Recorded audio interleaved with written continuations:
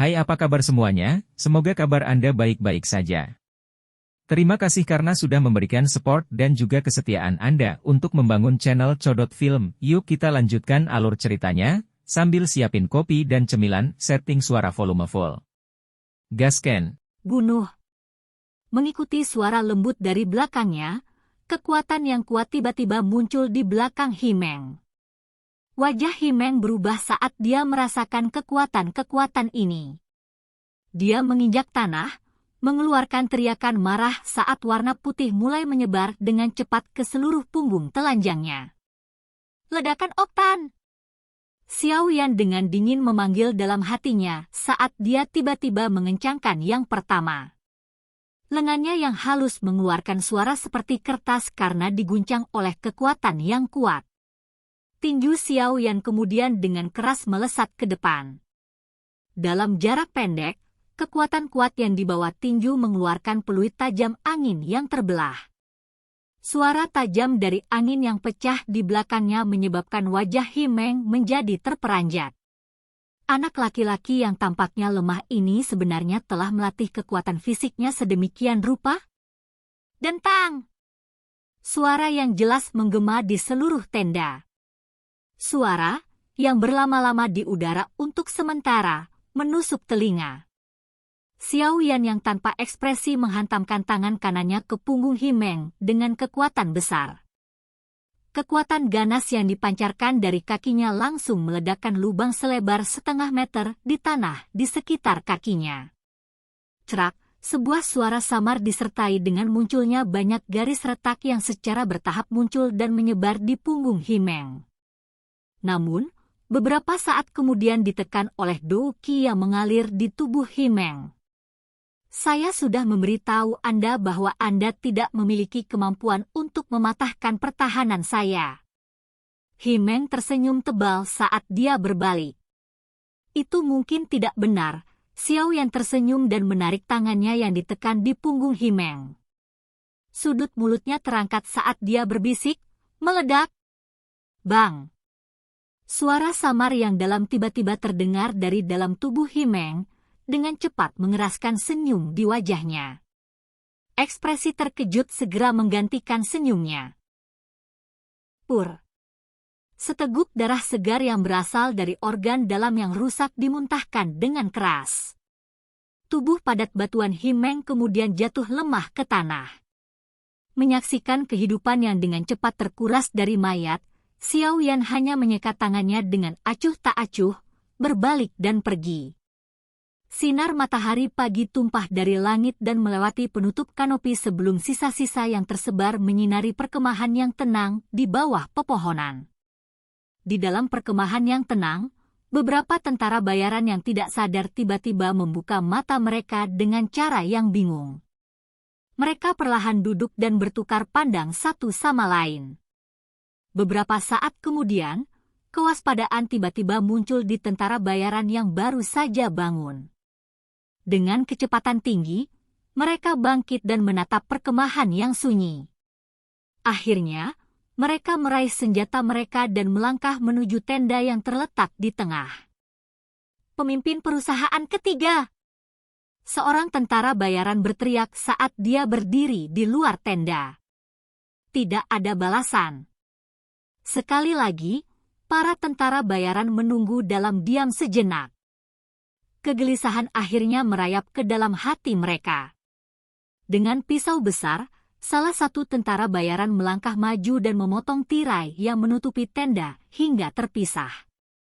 Tirai perlahan-lahan jatuh, mengungkapkan pemandangan di dalam kepada semua orang.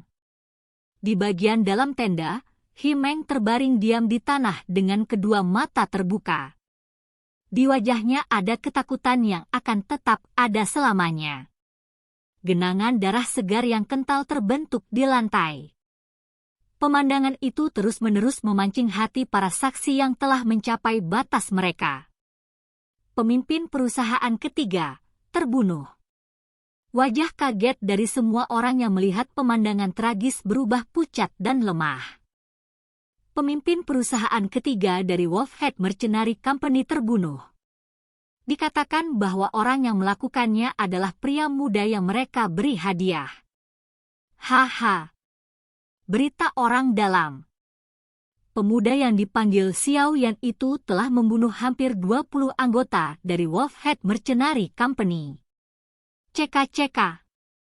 Anggota Wolfhead Mercenary Company telah kehilangan seluruh wajah mereka.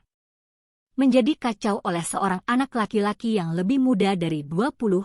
Haha, mari kita lihat apakah dia dapat terus bertingkah sombong. Tidak ada yang tahu dari mana rumor itu berasal, tetapi dalam suatu sore, hampir semua orang di kota Kingshan tahu tentang masalah pemimpin perusahaan ketiga dari perusahaan mercenari kepala serigala yang dibunuh oleh Xiao Yan. Segera, banyak mata mengejek yang ingin melihat bagaimana hal-hal akan dimainkan mulai beralih ke arah Wolfhead Mercenary Company yang diam. Di sebuah ruangan kecil yang sunyi, seorang wanita berbaju putih dengan hati-hati mencampur bubuk obat.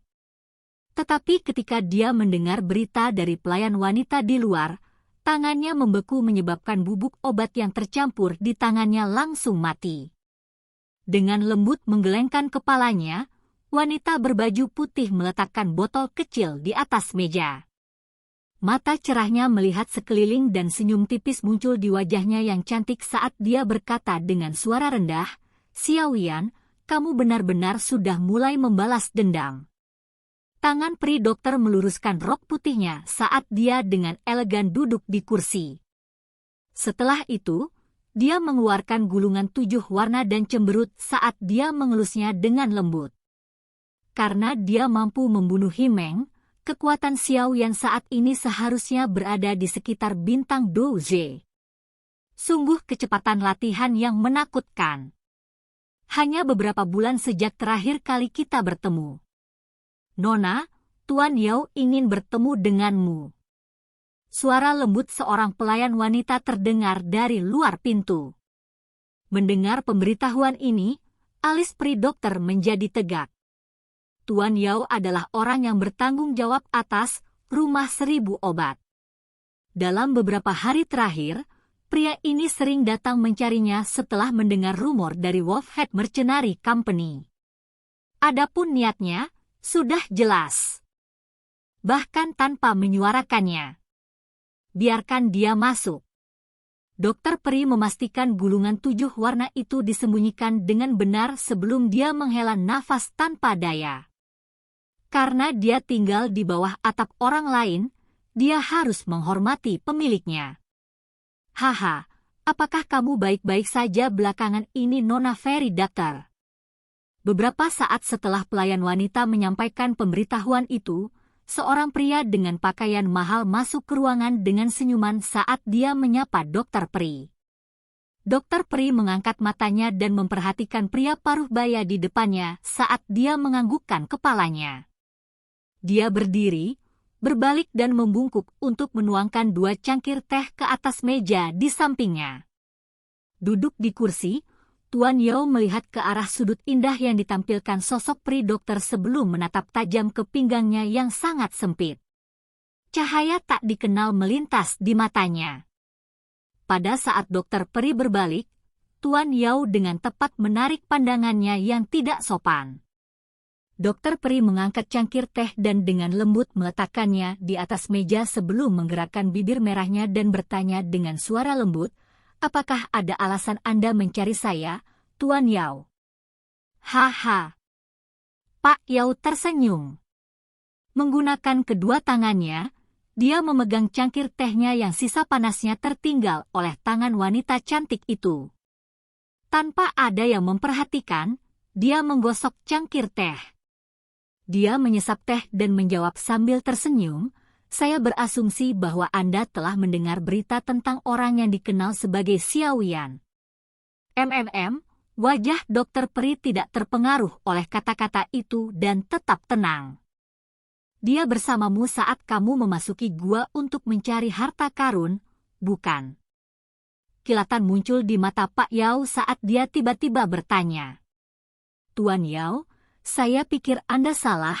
Dokter Peri menggelengkan kepalanya dan menjawab sambil tersenyum, "Saya memang bersama dengan Xiao Yan sebelumnya, Tetapi itu karena dia beruntung membantu saya ketika saya hampir jatuh dari tebing saat memetik jamu. Adapun mencari harta karun di gua, maaf, tapi kami tidak menemukan harta karun. Namun, saya pernah mendengar bahwa Wolfhead Mercenary Company tiba-tiba meninggalkan kami dalam perjalanan pulang. Sepertinya mereka telah menemukan sesuatu. Jika Tuan Yao tertarik pada harta karun, Anda bisa meminta pemimpin dari 2 perusahaan tentara bayaran besar lainnya untuk pergi dan melihat barang-barang yang dibawa kembali oleh Wolfhead Mercenary Company. Dr. Peri mempertahankan senyumnya saat dia menyarankan. Mendengar ini, wajah Pak Yao berubah. Dia langsung menjawab, itu hanya pertanyaan acak. Hehe. Karena kamu kenal dengan Xiao Yan, kamu harus mengundangnya ke Rumah 1000 Obat jika kamu bertemu dengannya lagi. Meskipun kekuatan dari Wolfhead Mercenary Company besar, Thousand Medicinal House, kami tidak akan kalah dari mereka. Jika ada kesempatan, saya akan bantu menyampaikan pesannya. Hanya saja aku hampir tidak mengenalnya, jadi Tuan Yao seharusnya tidak berharap terlalu banyak. Kata Dr. Peri sembarangan. Haha, baiklah. Maka saya tidak akan mengganggu Anda. Aku akan keluar dan menyelesaikan beberapa pekerjaan. Mengangguk sambil tersenyum, Tuan Yao berbincang-bincang dengan Dr. Peri sebelum bangun dan mengucapkan selamat tinggal. Melihat pintu ruangan itu perlahan-lahan menutup, si Dr. Peri melirik ke cangkir teh yang telah diminum Pak Yao dan bergumam, sepertinya dia belum menyingkirkan niatnya. Ah, saya harap Anda tidak melakukan apapun yang mengecewakan saya. Saya mungkin tidak terlalu kuat, tapi apakah Anda benar-benar berpikir bahwa Anda bisa langsung minum teh yang saya buat?